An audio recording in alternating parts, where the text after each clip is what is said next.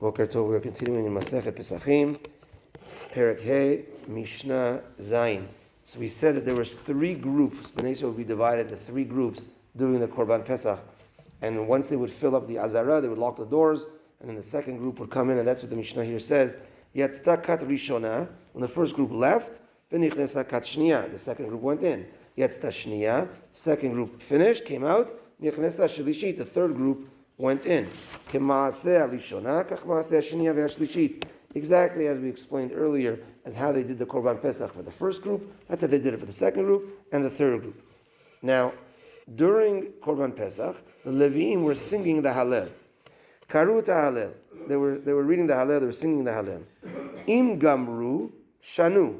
Ve'im Shanu Shileshu.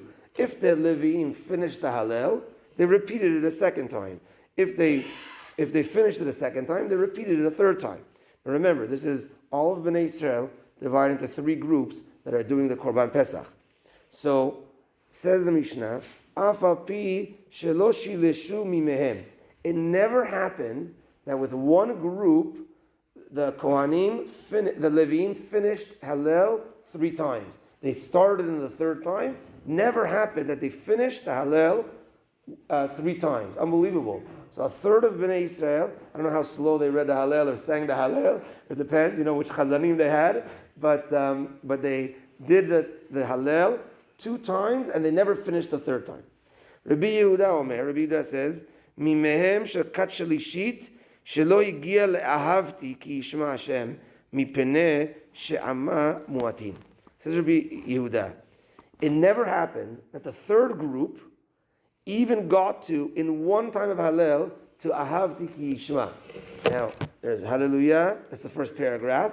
Betzeti is the second paragraph. Lolanu is the third paragraph. Hashem Zecharanu Yivarech is the fourth paragraph. Ahavti is the fifth. Says Rabbi Yehuda, everybody wanted to do the mitzvah right away. They wanted to be in the first group. So everybody ran, I want to be in the first group. They got locked out. Then everybody ran to be in the second group. The people that were left in the third group was just, it was a small amount of people. It was a small amount of people that was left in the third group because everybody wanted to be in the first two groups. Says Rabbi Yehuda, that group was a smaller group, and the Leviim sang Hallel in the first Hallel. They didn't even reach Ahavti, and they were already done. The Kohanim were already done doing the Korban Pesach. Unbelievable. The quickness that the Mefarshim say, the quickness of the Kohanim doing the Korbanot properly. And we'll see something about that, though, about what Rabbi Yehuda says in this next Mishnah. Now, the amount of people that were in the first group. It doesn't say the amount of people. How many Jews? I mean, this is over 800 years or so of two Bet HaMikdashes. So how much was the population of Bnei Yisrael? I don't know at the time. We could always assume. Yeah, we could always assume at least 600,000. When Bnei Yisrael went into Eretz Yisrael, 600,000 men plus the women plus the children. Now it was also not every Jew had one korban with him because we said it was a group per. I think the group was maybe 20 to 30 per animal, because each one has to have at least one kazait of meat. So, let's do a quick calculation. Let's say 600,000, easy, divided into 30, 60,000 divided by 3 is 20,000. 20,000 animals divided into three groups is about 6,000 plus 7,000, let's say, animals. And this was all done on Pesach afternoon. And it had to be done, we said, after the Korban HaTamid. You said twice the Hallel. Yeah, 2.5 times for 7,000 animals. Wow. Right? And the third group was probably a smaller group, but they got through half of the Hallel the first time. Unbelievable. The next Mishnah, K'ma'aseu b'chol, kach ma'aseu b'Shabbat. Exactly how they would do it on the weekday, they would do it on Shabbat also. If Pesach fell on Shabbat, that's how they would do the exact same thing. The only difference is, the Kohanim did something that the Chachamim were not happy with, but they still did it. What was it? They would wash the floor of the Bet HaMikdash, the Azara. Now, the floor of the Bet HaMikdash was shaish, was marble.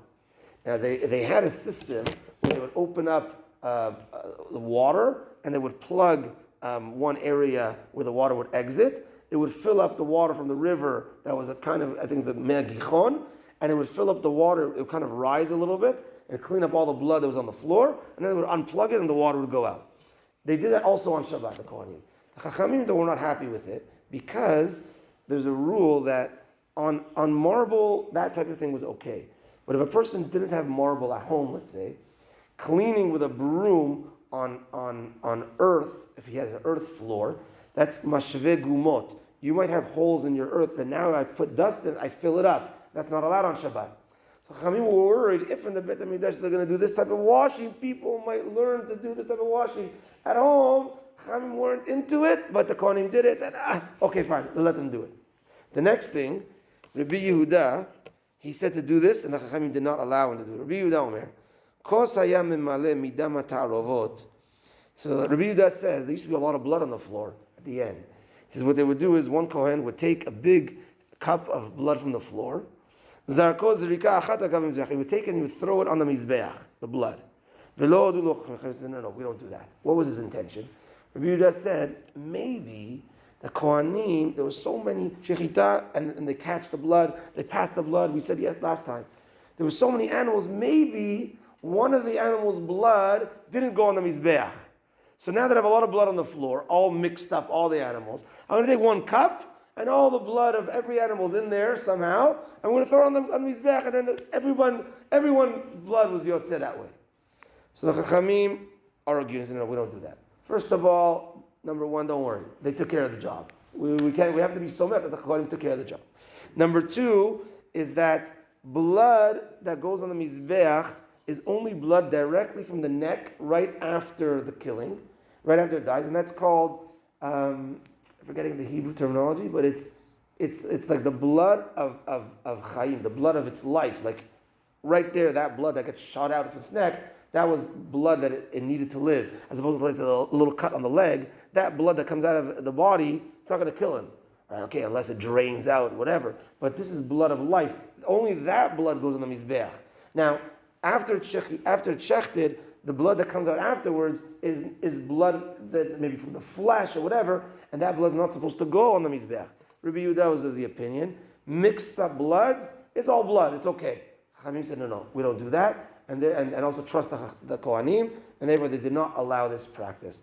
But that was Rabbi Yehuda's opinion. So we'll see two more Mishnayot tomorrow, which talks about now that they have the animal, what would they do with it, how would they roast it, etc.